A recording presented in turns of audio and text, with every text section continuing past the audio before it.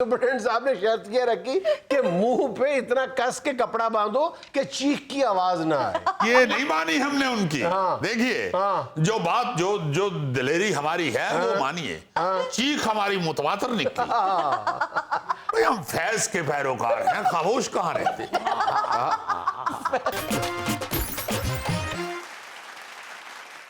السلام علیکم خواتین و حضرات, وقت ہوتا ہے آپ کے اسپیال کا. میں ہوں جس کا میزبان جنید سلیم. ناظرین, شو کا آغاز کر رہے ہیں محفل مشاعرہ سے. السلام علیکم. وعلیکم السلام. آداب جنید میاں. زہ نصیب کے آپ کی یاد آوری کے سبب ہمیں بھی سلسلہ ہائے تخیل کو لبادۂ الفاظ پہنانے اور کروڑوں ناظرین تک پہنچانے کا موقع مل رہا ہے. اور صرف یہی نہیں بھائی, اصل خوشی تو اس سمر میں مضمر ہے کہ اس بہانے آپ کے چہرہ پروقار اور قلب دل شناس کو بصارت اور بصیرت کی نگاہ سے دیکھنے کا موقع نصیب ہو رہا ہے. اچھا ہے.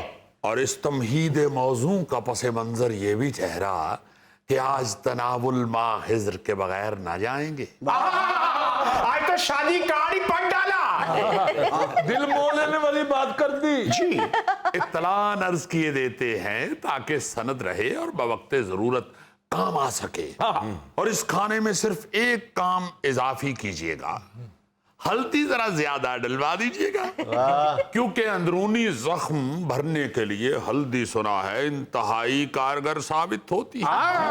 اندرونی زخم یعنی جو دل پہ زخم لگتے ہیں؟ وہ تو خیر بھری جوانی میں بھی نہ لگ سکے.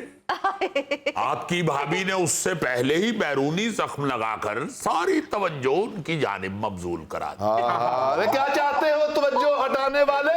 چاہتے ہو توجہ ہٹانے والے؟ مہربانی تمہاری چائے پلانے والے اور چائے کے ساتھ بسکٹ کھلانے والے.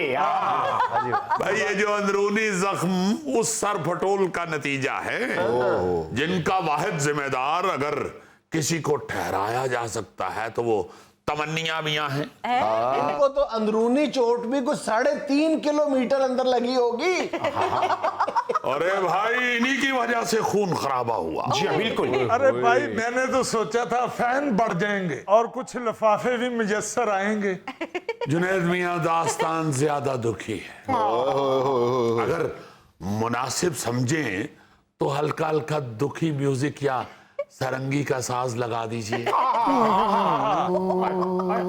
ہوا یوں کہ تمنیاں میاں کہنے لگے کہ ایک مشاعرہ ہاتھ آیا ہے.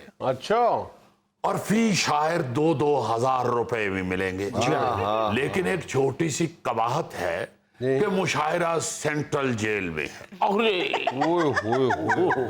جیلر صاحب نے قیدیوں کے اندر حصے لطیف بیدار کرنے کے لیے اور ان میں انسانی ہمدردی کے جذبات ابھارنے کے لیے انہیں ادب کے ساتھ جوڑنے کا فیصلہ کیا. ساتھ ساتھ جیلر صاحب کا کہنا تھا کہ آپ مزاحیہ شاعری سنائیں گے تو ان کی ایک طرح سے تفریح تباہ گویا انٹرٹینمنٹ بھی ہو جائے گی. میں نے تو کہا تھا جیل جانا تو کسی جرم میں جاؤ, مشاعرہ پڑھنے مت جاؤ جیل میں. لیکن شمیم میاں جب جیلر صاحب نے قیدیوں والی گاڑی بھیجی تھی تو سب سے پہلے آپ ہی تو سوار ہوئے تھے. اور اوپر سے حرکت کیا فرمائی کہ قیدیوں والی گاڑی میں بیٹھتے ہی یوں کر دیا. نہیں جنید میاں, سارا راستہ سوراخوں سے شہر کی سڑکوں کو یوں دیکھتے رہے جیسے کوئی خاتون ٹوپی والے برقعے میں سے اتوار بازار کو دیکھتی ہے. کیا کہنے. اچھا ہے. جیلر صاحب نے قیدیوں والی گاڑی کیوں بھیج دی؟ کوئی کار بھیج دیتے. ارے بھائی فیصلہ تو کار کا ہی تھا, مگر انہوں نے جب تمنیاں میاں کو دیکھا تو فیصلہ بدل لیا. انہوں نے کہا اتنا بوجھ تو قیدیوں والی گاڑی ہی اٹھا سکتی ہے. جنید صاحب پورا محلہ منظر دیکھ رہا تھا جب ہمیں جیل والی گاڑی میں بٹھایا جا رہا تھا. آپ کو دیکھنے کا تو عادی تھا آپ کا پورا محلہ گاڑی میں. شکر ہے میں تھوڑا کم نظر آ رہا تھا شام کا ٹائم. محلے کو تو چھوڑیے 150 چینل پہ دکھایا جا رہا تھا. چلے یہ بتائے پھر جیل پہنچ گئے, مشاعرہ پڑا؟ ارے بھائی ہلکا ہلکا دل تو ہمارا بھی بیٹھ رہا تھا, لیکن جب پنڈال میں پہنچے تو آگے بیٹھے حاضرین کو دیکھ کر تو باقاعدہ سٹی گم ہو گئی. اتنی بڑی بڑی مونچھیں, ایسے کرخت چہرے، اتنے سخت ڈیل ڈول، ایمان سے یوں لگ رہا تھا جیسے مولا جٹ کے وائنڈ اپ کے لیے ایکسٹرا بٹھائے ہوئے ہیں۔ بالکل صحیح کہا۔ ان کو دیکھ کے ہمیں یقین ہو گیا کہ بھائی اتنے کرخت چہرے، ان کو تو کو پون گھنٹہ باقاعدہ گدگدی بھی نکالی جائے تو یہ نہیں ہنسیں گے۔ بجا فرمائے۔ اس پر ستم بالائے ستم، جیلر صاحب کو ایمرجنسی فون آ گیا اور ہمیں قیدیوں کے رحم و کرم پر چھوڑ کے خود رخصت ہو گئے اور فرما گئے کہ مشاعرے کے اختتام تک میں واپس آ رہا ہوں۔ اب آپ سوچئے جنید میاں، جیلا سوئے والا، کریم کلاشن کوفیا، اچھو لنگڑا، برلاس کرلا، مودا پستول، ارے بھائی اگلی صفوں پہ بیٹھے ہوئے اور ہمیں مشاعرے کے آغاز کا کہہ دیا گیا۔ دھڑکن میاں بتا رہے تھے کہ اصل سانحہ تو یہ ہوا کہ مشاعرہ ختم ہو گیا، یہ سب اپنے اپنے گھروں کو چلے گئے، وہ موٹو کو وہاں چھوڑ تمنیا سے انہوں نے بعد میں پوچھا لگوایا۔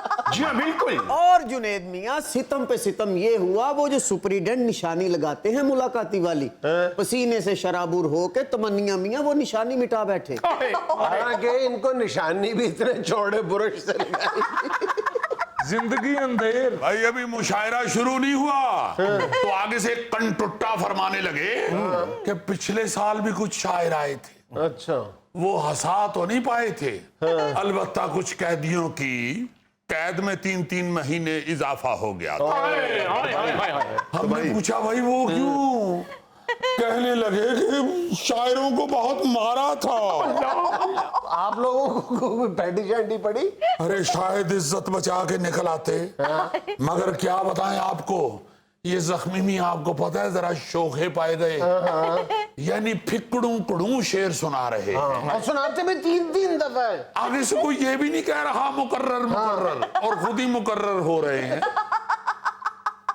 آخرکار جنید میاں آگے بیٹھا ہوا تھا ایک سزائے موت کا قیدی، وہ مقرر ہو گیا ہوگا۔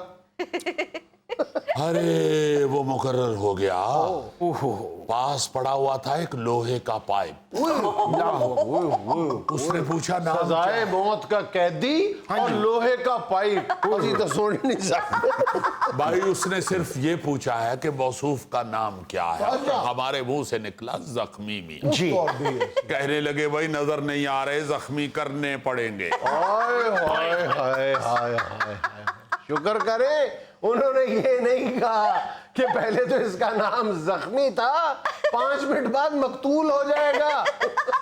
یعنی موجودہ دور میں، یعنی شوخے دور میں بھائی کلام سے زیادہ اس بات کا احساس ہونا چاہیے کہ آپ کون سی جگہ پہ کون سا شعر سنا۔ کیا سنا بیٹھے تھے؟ عرض کیا تھا جنید صاحب، جیل ہو یا جھیل ہو، بےعزتی نہ فیل ہو، کم سے کم اتنا لڑو کہ جسم نیلو نیل ہو۔ کبھی تو ایسا ہو پنچر لگاؤ تو صرف ایک نکلا کیل ہو۔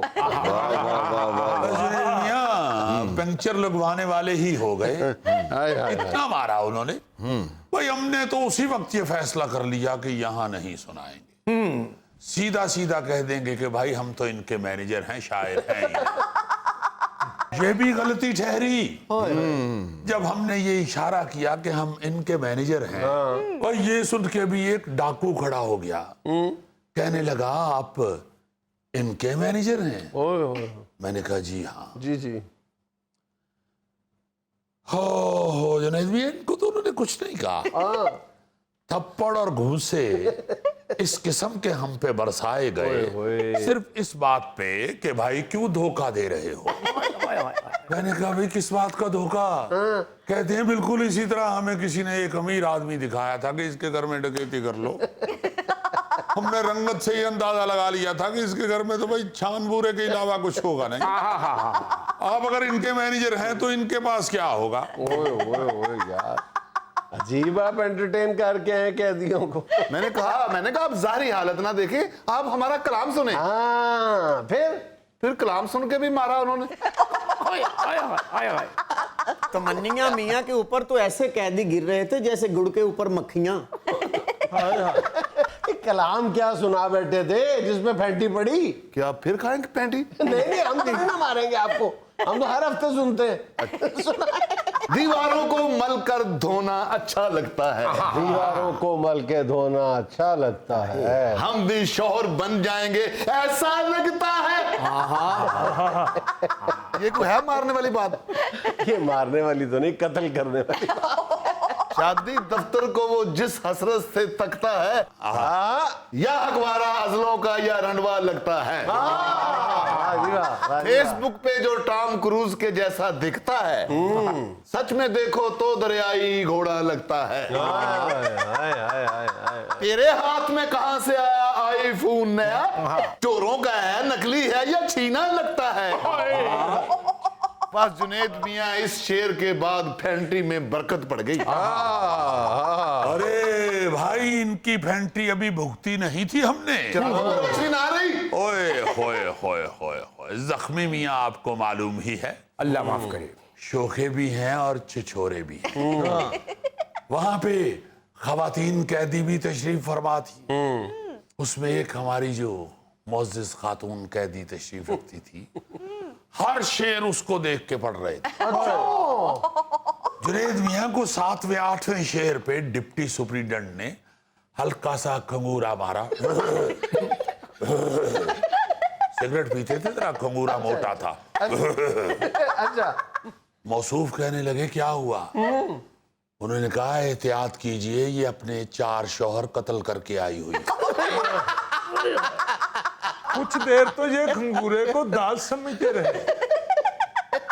بس جنید میاں جو 2-2 ہزار روپے طے پائے تھے کہ ہمیں موصول ہوں گے، وہ ہمیں ان کو ادا کرنے پڑے. اور آپ کو معلوم ہے کہ آج کل دور حاضر کے شاعر کی جیب میں تو 2000 کہاں 200 روپے نہیں ہوتے. 2000 ادھار اس شرط پہ کیے گئے کہ تمنیا میاں کو انہوں نے وہیں بٹھا لیا. دوسرے دن جا کے ہم لوگ 10,000 روپیہ دے کے تمنیا لے کے آئے. یعنی اس وقت تمنیا میاں کی قیمت 10,000 روپے. اگر آپ ہمیں 8 ساڑھے 8 بھی دیں گے تو ہم آپ کو دے سکتے ہیں. اچھا، میں نے سنا ہے وہ سپرنٹینڈنٹ صاحب نے آپ کے ساتھ بھی کوئی بدتمیزی کو گھونسا بازی وغیرہ؟ بالکل نہیں، بالکل نہیں. جو آپ نے وہ جو ترا مصرا تھا ہر جگہ چلتی ہے رشوت جیل میں، آپ نے پڑھ دی تھی وہاں پہ غزل. ہاتھ نہیں انہوں نے دیکھے، ہاتھ دھکے بال پوٹنا یہ تو کوئی بات نہیں. نہیں دیکھیے، بات وہ کیجئے جو کرنے والی ہے. شمیم میاں، ارے میاں ہاتھ نہیں کسی نے لگایا، البتہ ٹکٹکی پہ باندھا اور محترم لمبردار کو فرمایا کہ بھائی گن کے 5 مار دیجیے. وہ ہے پیچھے، وہ آہستہ آہستہ اپنا کام کر رہے ہیں. اور ساتھ سپرنٹینڈنٹ صاحب نے شرط یہ رکھی کہ منہ پہ اتنا کس کے کپڑا باندھو کہ چیخ کی آواز نہ آئے. یہ نہیں مانی ہم نے ان کی. دیکھیے جو بات جو دلیری ہماری ہے وہ مانیے. چیخ ہماری متواتر نکلی. بھئی ہم فیض کے پیروکار ہیں، خاموش کہاں رہتے. ناظرین، فیض کے پیروکاروں سے معذرت کے ساتھ یہاں ہم لیتے ہیں